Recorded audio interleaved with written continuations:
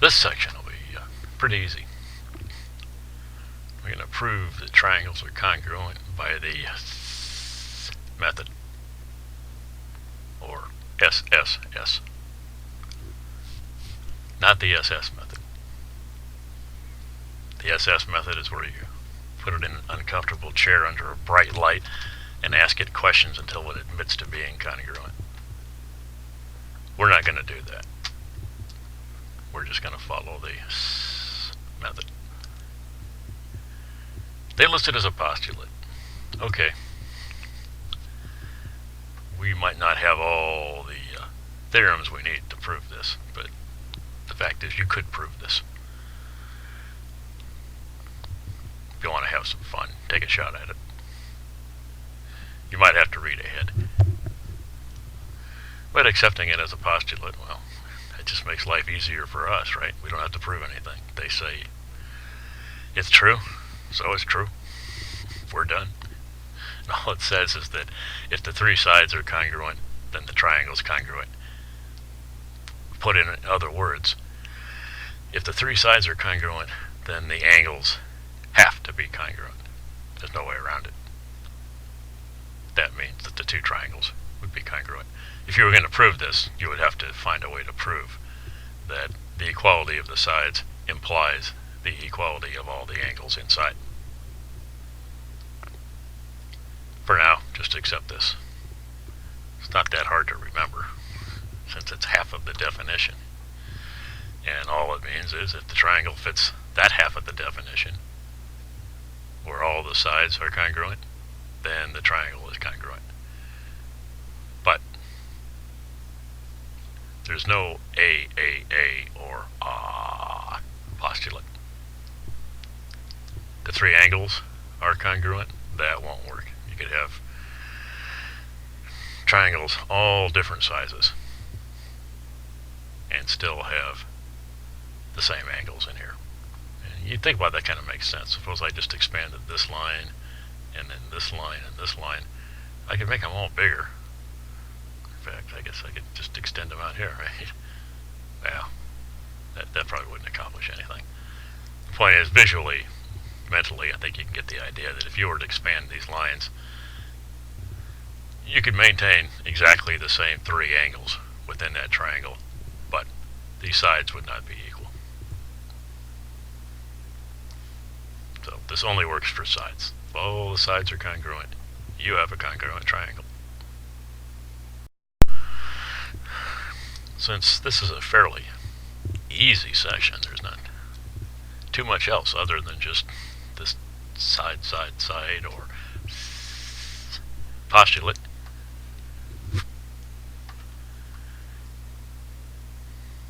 Ever wonder why you see triangles all over the place? Not so much in nature. Bushes, trees, animals, they're not very triangular.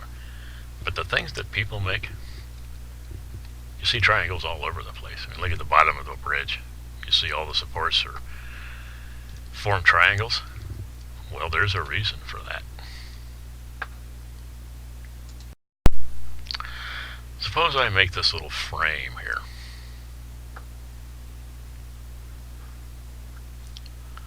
Question is, how stable would this be?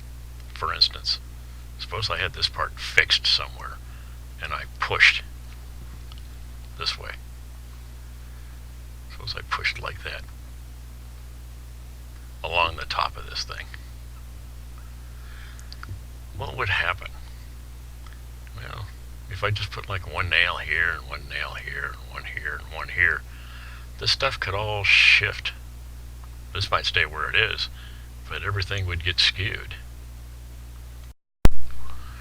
If this were a real wooden frame and I pushed here, it could become deformed and end up looking much like that, or even worse. How do I prevent that from happening? And why would it work? Well, I'll show you. Let's see here if we can get it back the way it was. Okay. Now what we do is, if I put a cross piece in here, Remember, this isn't just a drawing of a rectangle. This is an actual, we're pretending this is an actual like wooden frame here. And now I've put a piece of wood from corner to corner. Before, I was able to push it off to the side and make it go a little lopsided. Why? I didn't change the length of any of these sides, but I wound up with a completely different figure. Well, that's weird. How can I do that? Well, this postulate here only applies to triangles, not rectangles, not pentagons. Only triangles. Why is that important? Well, when I changed this thing, say I pushed it off to the, this top part I pushed off to the right here a bit. I'm pretending these are all made of wood now, so the length of these things didn't change. This is still a piece of wood that's however long it is. If this was 3 feet and this is 2 feet, then back when it was skewed, it was still 3 feet and 2 feet. But this angle was different. Well, that's because take a 4-sided polygon, a quadrilateral, where all the sides are equal, they don't have to be congruent. In other words, all equal sides does not imply all equal angles. So you can deform a rectangle. There's nothing to stop it. Certainly nothing in mathematics anyway. But if we turn this into 2 triangles, well, that's a little bit different. Remember, these are all pieces of wood now. These aren't just lines on a piece of paper. This is wood. We're not going to expand or contract the size or length of these wood pieces. We could, when it was a rectangle, push this side over and change all the angles in here.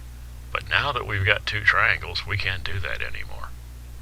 And the answer lies in congruent triangles.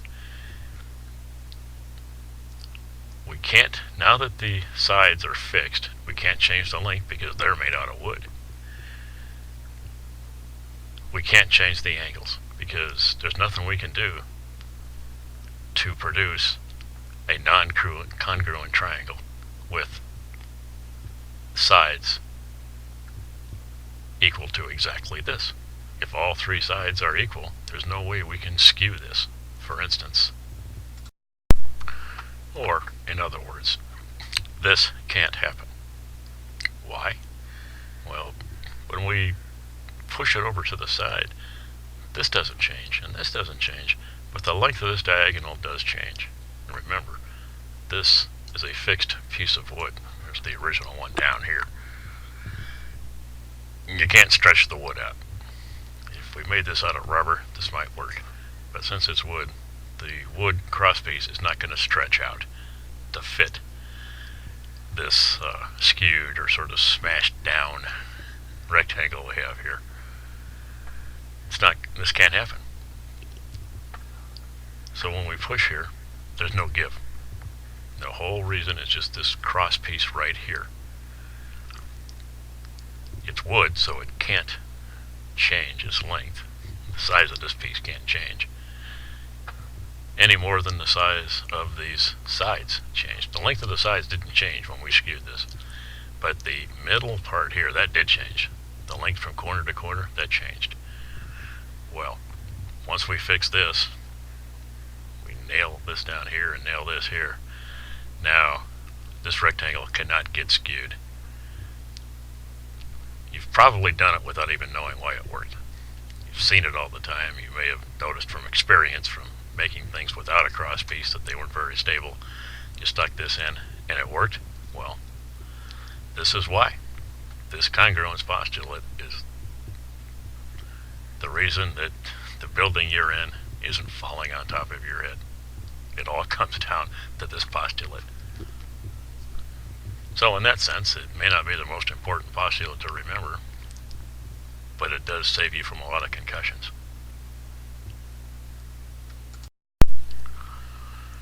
Now we can do some problems. And in fact, speaking of stability, what do you think about these? Well, this is just like the one I just drew, except it's got an extra crosspiece here, so it's very stable. When you see triangles, you've probably got a stable structure. Here, no, I don't see any triangles. This thing, if you pushed that way, it would fold down. This one, well, we got a triangle there, we got a triangle there, we got a triangle there. It looks stable to me. I'm not sure I'd bet my life on it. I'd say it was stable. By the way, if you're curious, if you like building things, you can check it out. There's this stuff here is part of statics.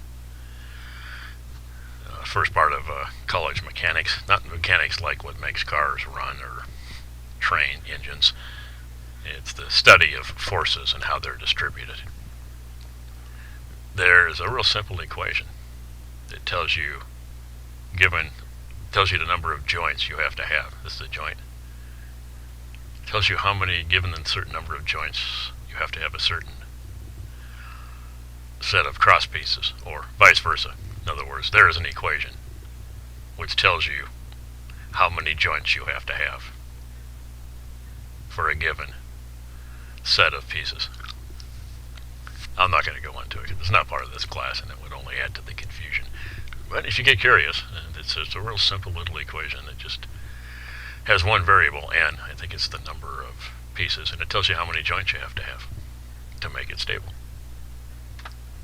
So instead of staring at triangles and trying to figure it out, there's actually a mathematical equation you can use that'll tell you if each one of these structures is stable also. But we don't have that. We'll just have to look at it. Yeah, okay, this one asks about equilateral triangles. I just went ahead and drew one up here real quick. And we'll see which of these statements is not true.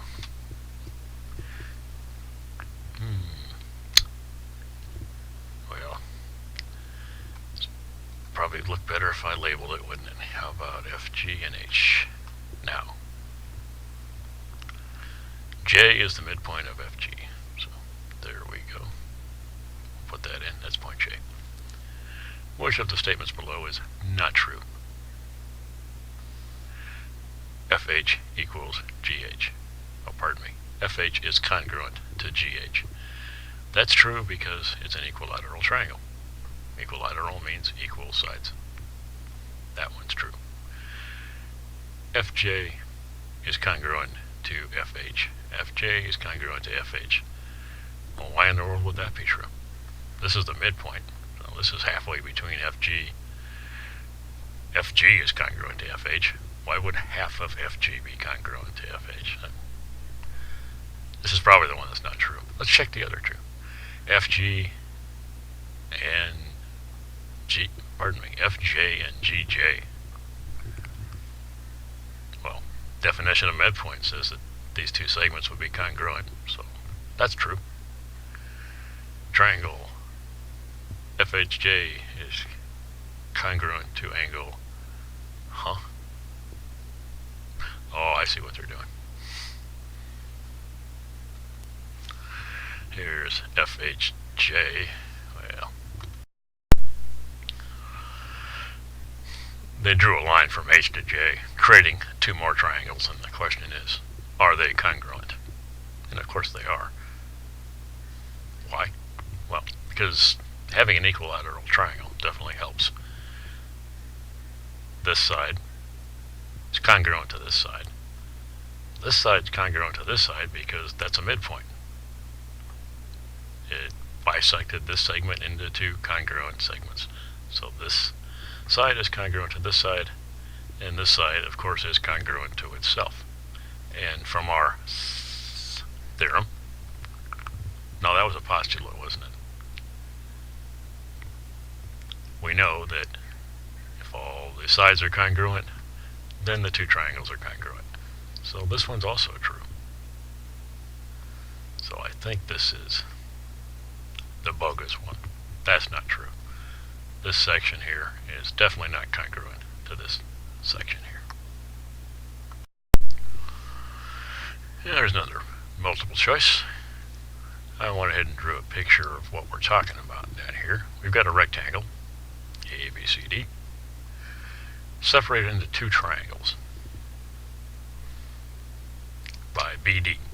And of course now we know that BD is also like a cross member or a support, isn't it? But that doesn't matter in this problem. Which of the statements below is not true? Well, let's see here.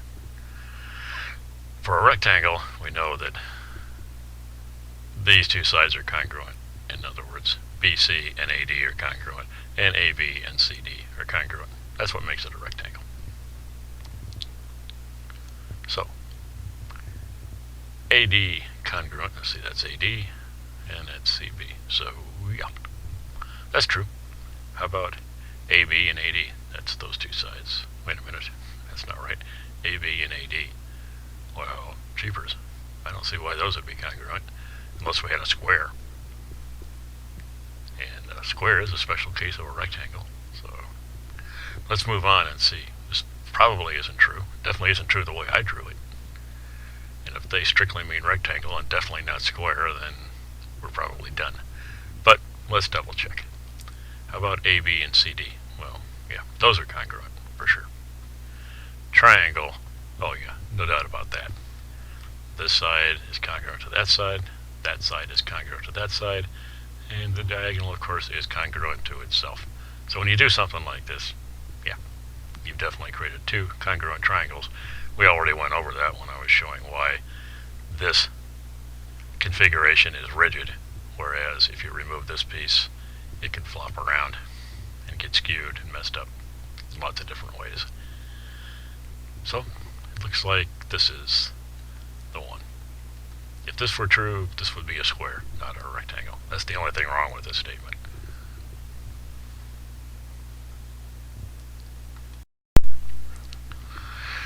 Here we're asked to find all the values of x that make the triangles congruent. Well, we know from our SSS postulate that if all the sides are congruent, then the two triangles are congruent. Well, this side is definitely going to be congruent to itself. So we could set up an equation that sets this equal to this and this equal to this, or we could set up an equation that sets this equal to this and this equal to this. Maybe. Let's see what happens. Suppose I set this equal to this. That'll be 5x equals 4x plus 3. Subtract 4x from each side, and I get that x equals 3. And you'll see that's 12 plus 3 is 15, and that's 15. So that works over here. Problem is, does that work down here? Really no reason it should. So we need a different value for x probably. Let's see what happens. Put a 3 in here, we get 9 plus 10 is 19. Put a 3 in here, we get 15 minus 2, that's 13. Well, not too good. So what else should we do?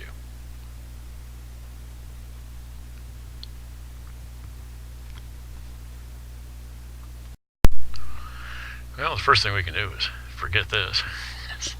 Didn't work. We set this side equal to this side, and that didn't work out. So I tried setting this side equal to this side. That would give us 3x plus 10 equals 5x. We subtract 3x from each side, and then we'll get 2x equals 10, or x equals 5. That works for these two. If I put that in here, I get 20 plus 3 is 23. Here I get 25 minus 2, and that's 23. So, value of 5 works. Is there anything else that would work? The only way I could see to be sure, maybe I'm missing something, would be to set these two equal and see what happens. The problem is, the x that I get The x that I got when I set these two equal didn't work for these two. I think it's a safe bet that when I get an x for these two, it's not going to fit in here. But let's try it and see what happens. What the heck, we got time, right? 5x minus 2 equals 3x plus 10. Let's put a line down here to keep these things separate. It's 12, that's 2, so I get 2x. Subtract 3x from each side, add 2 to each side, and I get 3x equals, pardon me, 2x equals 12, and x equals 6. Is that going to work up here? This is 30. 24 plus 3 is 27. No. So setting these two equals isn't going to get us anywhere either. I set this equal to this. I got x equals 5, and that worked in here also. Is there another way to solve this equation? Or 5x minus 2 equals 4x plus 3? Probably not.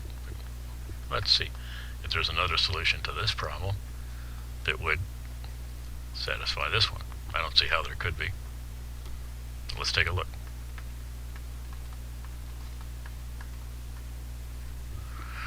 Add 5 to each side, or pardon me, add 4, add 2 to each side and get 5. Subtract 4x from each side, and we get that x equals 5. Same thing we got up here. Well, okay then. X equals 5 is pretty much all that's going to work here. You see what we did? For these triangles to be congruent, either this side equals this side, and then this side equals this side, or this side equals this side, and this side equals this side. We just didn't know how, we couldn't know ahead of time really how to set up our equations. I started with the wrong way, got an answer that didn't work, so I tried it a different way.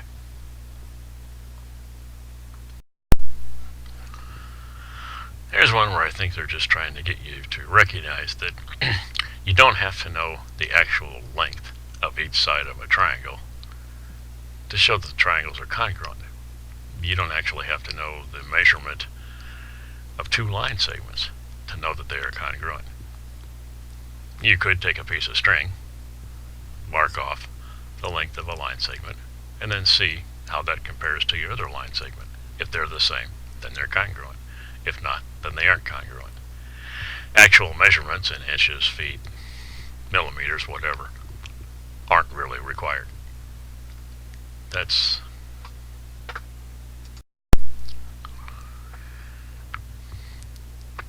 so in this one, you want to see if all the triangles on the floor are congruent, assuming your string is longer than any side of the triangle. That would work.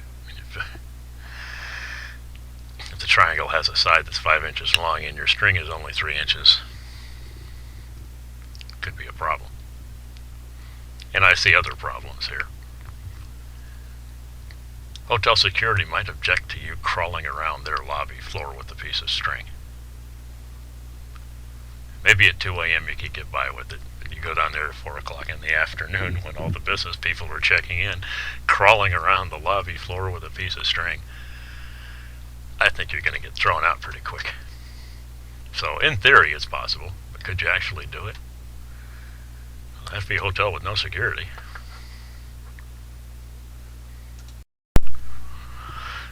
Now this one I'm just going to show you what you would need to lay out an actual 2-column proof.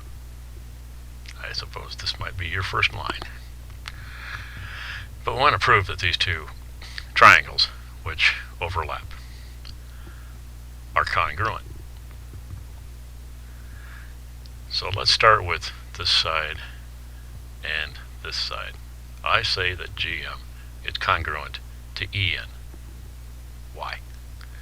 Well, they tell us from the diagram that EF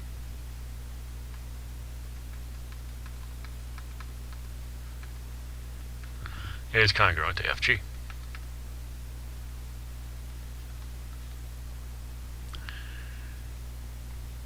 We also tell us that FM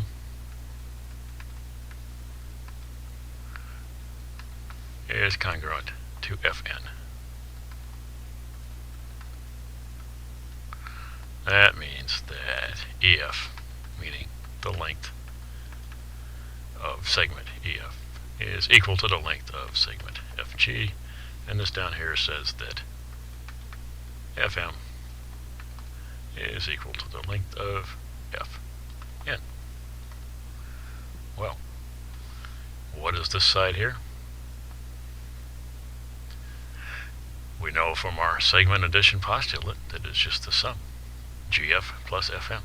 So we have GF plus FM equals GM, and EF plus Fn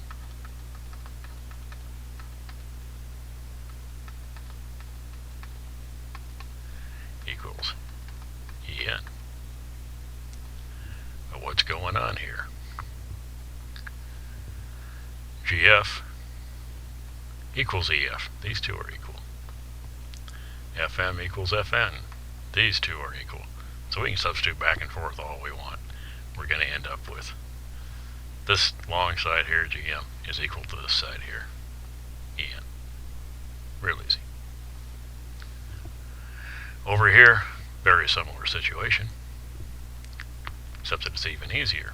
We've got DM equals NH. Now HM is HN plus NM. DN is DM, this part, plus MN. So this side would be equal to this side if we can show that MN is equal to itself. These two parts are both equal. Segment addition tells us that this plus this equals this.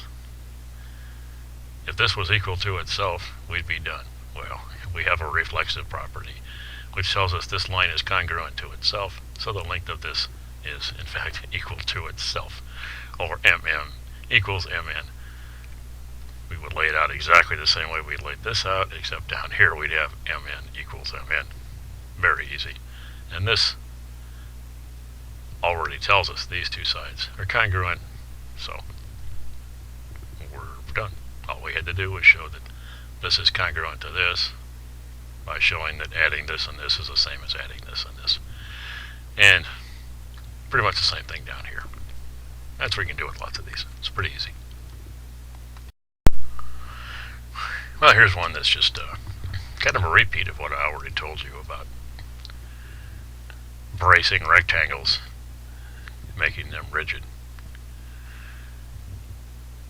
Explain why the door is more stable. Well, we went through all that. It breaks it up into triangles, and triangles can't change shape. Quadrilateral can change shape and still maintain exactly the same length of every side. Triangles can't do that. They can't change shape. Not without changing the length of the side. These braces be a good choice for rescuers needing to enter and exit the building through this doorway. Oh. I don't understand how that's even a math question. I don't understand why it's even a question. I mean, you guys are high school students. Most dogs could answer that question. I mean, check with your Cocker Spaniel and he'll probably tell you that's not a good way to go through a door. Jeepers. Unless the firefighters are Cocker Spaniels, in which case they would fit through the bottom part there, no problem. Otherwise, this has got to be one of the dumbest questions I've ever seen in a math book.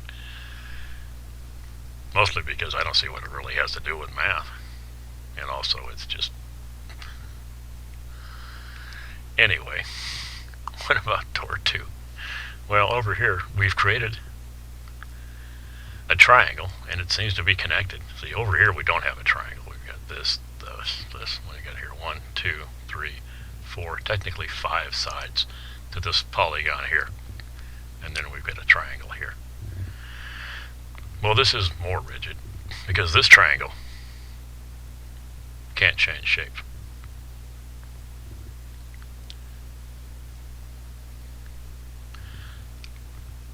So this would work fairly well. There's stability and then there's strength. And all we're talking about now is stability. Actual strength is a little bit different. This would probably be stronger, but this is stable. Because if this triangle can't change shape, then all the stuff connected to it's going to have a pretty hard time changing shape also. So this is better than nothing. This is real strong.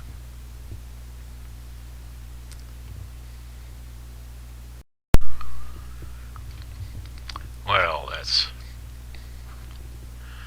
about it for congruence by or SSS. This is the important thing to remember.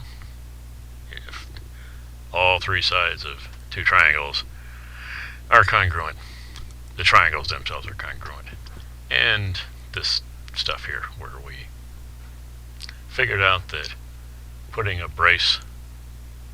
diagonal brace here, and breaking things up into triangles rather than rectangles means that this can't happen. And that's about it for now. See you next time.